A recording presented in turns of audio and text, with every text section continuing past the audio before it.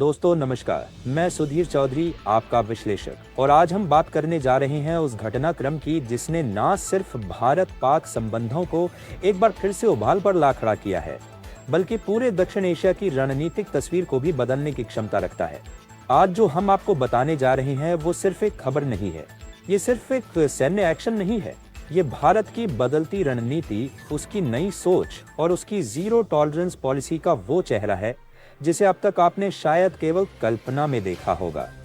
दोस्तों, बीते कुछ दिनों से आपने देखा होगा कि दिल्ली से लेकर जम्मू कश्मीर तक माहौल बेहद संवेदनशील बना हुआ था।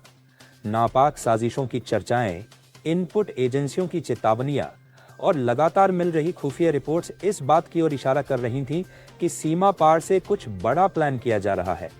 लेकिन सवाल ये था कि भारत कब और कैसे जवाब देगा। आज आपको जवाब मिल रहा है। एलओसी के पास पीओके की सीमा से सटे इलाकों में भारतीय सेना ने जो ऑपरेशन अंजाम दिया है, उसे सिर्फ जवाबी कार्रवाई कहना सही नहीं होगा।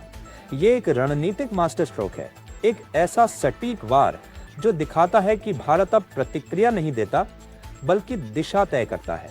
भारत की सेना ने लगभग 24 सीक्रेट बंकरों को ध्वस्त किया है। ये वही बंकर थे जिनका इस्तेमाल भारत में घुसपैठ कराने, आतंकी गतिविधियों को अंजाम देने और स्लीपर सेल्स को सपोर्ट देने के लिए किया जा रहा था। ये कोई आम चौकियां नहीं थी, ये सुनियोजित आतंक की रीढ़ थी। और सबसे बड़ी बात क्या है, पाकिस्तान को जरा सी भी भनक नहीं लगी। दोस्तों, यही है डीएनए स्टाइल रणनीति।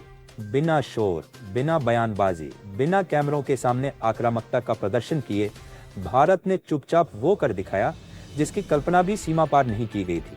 भारत की इंटेलिजेंस एजेंसियां पिछले कई हफ्तों से इन ठिकानों पर नजर बनाए हुए थी। हर मूवमेंट, हर हलचल, हर सप्लाई लाइन को माइक्रो लेवल पर ट्रैक किया जा रहा था। सैटेलाइट इमेज, ड्रोन सर्विलांस और ग्राउंड इनपुट्स के जरिए इनका पूरा नक्शा तैयार कर लिया गया था। और जब रणनीति पूरी तरह तैयार हो गई, तब शुरू हुआ ऑपरेशन त्रिशूल, सिंदूर 2.0 के अंतर्गत एक ऐसा मिशन जिसका मकसद साफ था, जड़ से खत्म करो।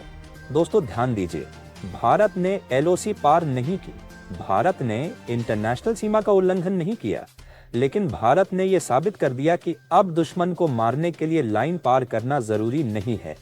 आधुनिक युद्ध अब हथियारों से ज्यादा टेक्नोलॉजी पर लड़ा जाता है और भारत ने इसी टेक्नोलॉजी का प्रयोग करते हुए इजराइल से मिले अत्याधुनिक सुसाइड ड्रोन का इस्तेमाल किया। ये ड्रोन झुंड में उड़ते हैं, अपने लक्ष्य को पहचानते हैं और खुद को टकराकर उसे पूरी तरह नेस्तनाबूद कर देते हैं। यही वजह है कि 22 से 24 ठिकानों पर एक साथ प्रहार किया गया और हर टारगेट को सटीकता के साथ ध्वस्त किया गया। दोस्तों, ये कोई जल्दबाजी नहीं थी, ये इंतजार था, रणनीतिक धैर्य था, एक ऐसी तैयारी थी जिसमें हर पहलू को परखा गया, सैन्य, कूटनीतिक और मनोवैज्ञानिक।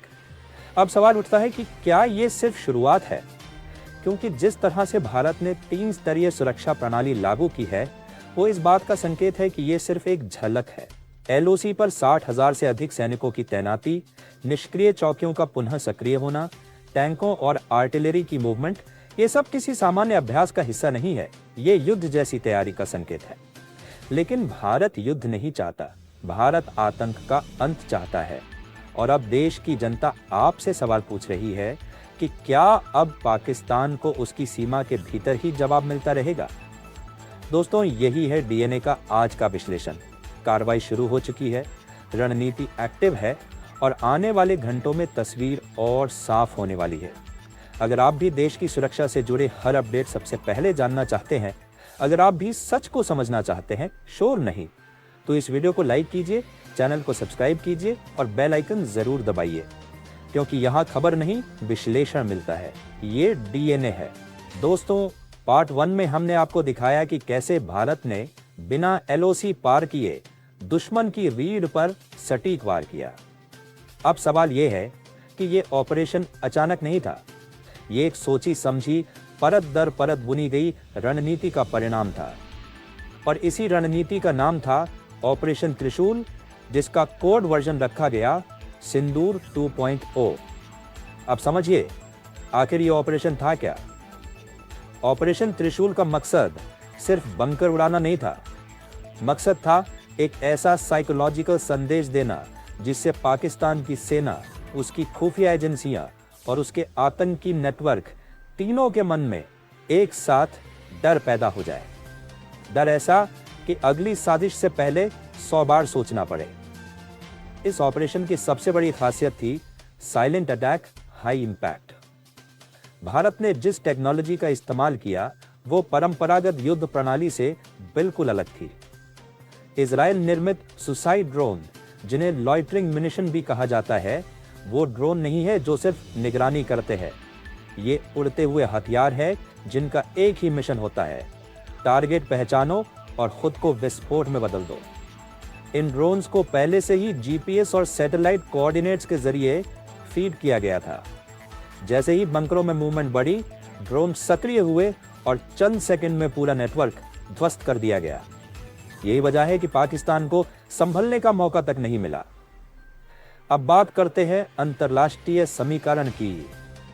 इस पूरे घटनाक्रम में इजराइल और रूस की भूमिका बेहद अहम रही। रूस की ओर से अचानक सैन्य उपकरणों की खेप और इजराइल द्वारा ड्रोन सपोर्ट यह दिखाता है कि अब भारत रणनीतिक गठबंधनों के जरिए अपने दुश्मनों को घेरने की नीति पर काम कर रहा है। अमेरिका की भूमिका यहां और भी दिलचस्प हो जाती है। अमेरिकी सैटेलाइट इमेजरी और CIA की रिपोर्ट्स में यह साफ तौर पर दिखाया गया कि भारत बॉर्डर पर फुल स्केल प्रिपरेशन में है।